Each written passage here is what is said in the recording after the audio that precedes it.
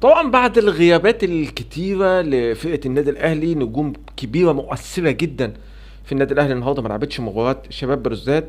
عايز برضو اوجه تحيه برضه لفرقه شباب بلوزداد، فرقه ممتازه جدا جدا، فرقه بتعرف امتى تضغط امتى تسيطر في نص الملعب. عندهم لاعب اسمه محمد ابو الخير رقم 19، لعيب هايل جدا جدا. وانا كمصري واحد زملكاوي يعني برضه بحلل كل الدوريات، بشوف ان محمد ابو الخير ده لاعب او محمد ابو الخير لاعب ممكن يلعب في دوريات اوروبا. محمد ابو الخير انا متاكد تماما ان هو يمكن هيبقى اخر موسم ليه في شباب بلوزداد الجزائري. تعالوا بينا ندخل ونتكلم عن تفاصيل مباراة الأهلي وشباب بلوزداد، واللي خلصت طبعا بالتعادل السلبي 1-1، واللي خلى النادي الأهلي برضه في صدارة المجموعة ب6 نقاط، يليه شباب بلوزداد ب5 نقاط، ثم يانج افريكان 5 نقاط، وبعد كده ميدياما 4 نقاط، اللي هم هيتقابلوا بكره ان شاء الله في الجوله الخامسه من دوري ابطال افريقيا. لكن لو جينا فصصنا المباراه كده بالمصري كده، مسكت فرقه شباب بلوزداد، هبدا بشباب بلوزداد.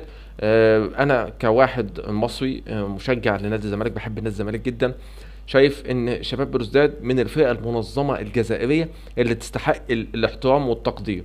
النهارده شفت في مدافع عجبني جدا، مش فاكر اسمه بالظبط على ما اعتقد رقم 3 عفوا، رقم 3 من اللعيبه الممتازه جدا جدا في فرقه شباب بلوزداد. النهارده فرقه شباب بلوزداد بتعرف تضغط وتعمل استريس قوي على خط نص النادي الاهلي، اللي هو طبعا فقد سيطرته في الشوط الثاني بالاخص.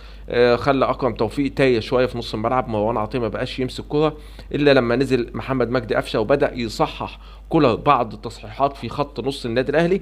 بدانا نشوف فرقه النادي الاهلي بدات تمسك كوره في اخر 10 دقائق، ولكن كانت السيطره والهيمنه كل ده بالحياد، والله العظيم بالحياد لشباب بلوزداد. من الفرق اللي امتعت النهارده، من الفرق اللي بتعرف تنقل كوره، من الفرق اللي هي ما فيش حاجه اسمها عندها امسك الكوره والعبها طفش العب الكوره الطويله والكلام ده، لا هم بيلعبوا على رقم 19 محمد ابو خير، من اللعيبه الممتازه جدا، وبيلعبوا كان ورا محمد هاني النهارده، اللي هو محمد هاني النهارده شايفه ان هو كان في الشوط الثاني بالاخص اوت اوف بوزيشن في المباراه، ولولا براعه مصطفى شوبير اللي انا برضه عندي لسه كواحد زملكاوي مدرب حراس مرمى، انا مدرب حراس مرمى واعرف كتير جدا جدا عن تدريب حراس المرمى، وطبعا اكيد عايشت الموضوع ده وعصرت الموضوع ده. شايف ان مصطفى شوبير مش هو الحارس اللي ممكن بعد مباراه اليوم برضه، مش هو الحارس اللي ممكن يحرس عبين النادي الاهلي في غياب محمد الشناوي. ده بخصوص شباب بلوزداد. تعال ندخل بقى على النادي الاهلي، والنادي الاهلي كان بيلعب ازاي النهارده، طريقه اللعب النهارده. في مفاجاه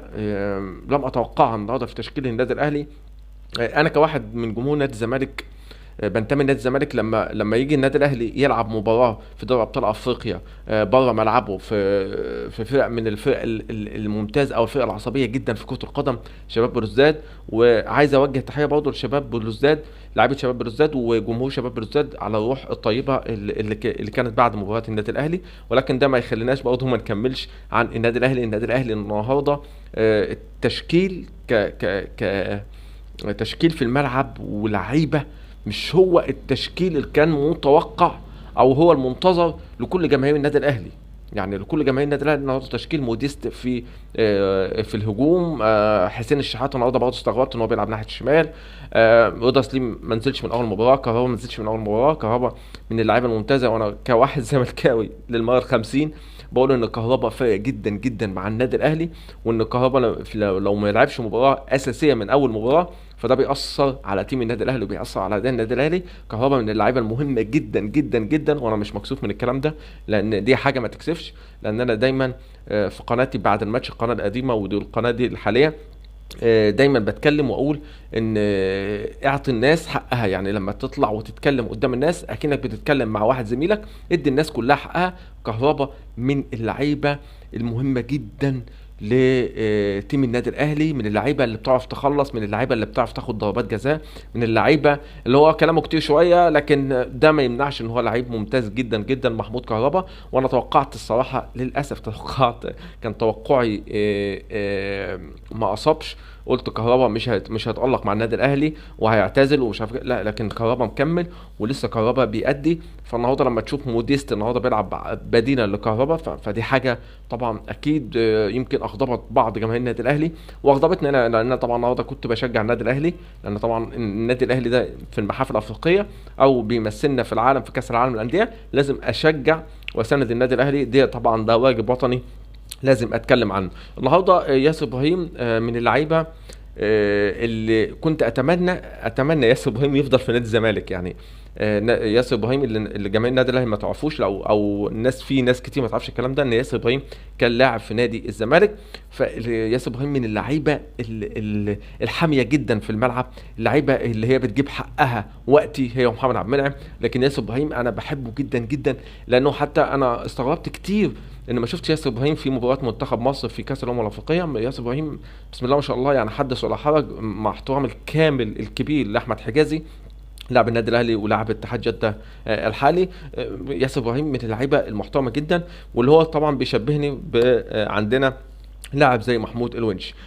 ملخص المباراه بيدور ان شباب بلوزداد سيطر، وفرقه النادي الاهلي ما كانش عندها اللاعب اللي يوصل. يعني محمد مجدي قفشه لما نزل النهارده بدا يمسك كوره في تيم النادي الاهلي، بدا يلعب زمايله، بدا يلعب مع عوده سليم وانتوهات، بدا شويه يشغل يحرر امام عاشور شويه في الناحيه الهجوميه، من الناحيه الدفاعيه للناحيه الهجوميه. بدانا نشوف كرات كتير من محمد مجدي قفشه. طبعا انا متاكد تماما ان جماهير النادي الاهلي مش مقتنعه لسه لحد دلوقتي بمحمد مجدي قفشه، وانا لسه مش مقتنع بيه. لكن النهارده كل واحد ياخد حقه. النهارده محمد مجدي قفشه لما نزل بدا يعمل حاجات كتير في تيم النادي الاهلي. منظر المجموعه كده في مباراه بكره هتتلعب المباراه الخامسه، لان مباراه النادي الاهلي طبعا شباب بلوزداد كانت متاجله علشان كاس العالم للانديه لما كان بيلعب النادي الاهلي واحرز المركز الثالث عالميا، فطبعا كانت متاجله. فبكره الاسبوع الخامس خلاص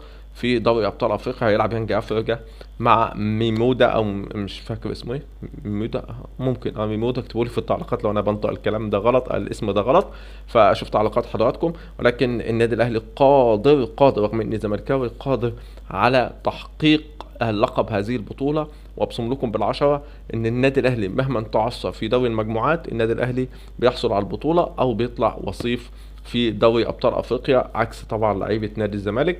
ما بتروحش اصلا دوري ابطال افريقيا، بتلعب في الكونفدراليه. حتى لو لعبت في دوري ابطال افريقيا، حتى لو خدت مركز اول لكن انا ما بصمش بالعشره زي لعيبه النادي الاهلي انها ممكن تاخد او تنافس على بطوله دوري ابطال افريقيا.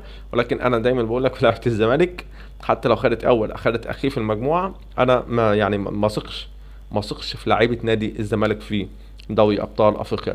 ده كان كل كلامنا عن مباراه النادي الاهلي وشباب بلوزداد. انتظرونا في الحلقات اللي جايه، حلقات كلها ساخنه جدا عن النادي الاهلي ونادي الزمالك والدوري السعودي. تابعونا في قناتي بعد الماتش. سلام عليكم.